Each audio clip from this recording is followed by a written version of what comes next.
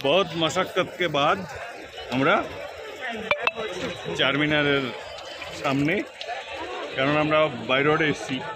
By রোডে আসার জন্যে আমাদের এই চারমিনারের এই জায়গাটায় এত ভিড়, পার্কিং খুঁজতে গিয়ে বহুত ঝামেলা হয়েছে।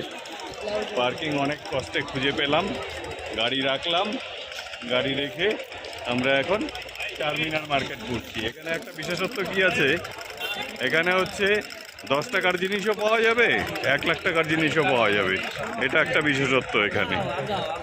আর হায়দ্রাবাদের ট্র্যাডিশনাল জিনিস সব এখানে পাওয়া যাবে। দেখা যাক, দেখি কি কি পাওয়া যায় এখানে। এই যে চারমিনার,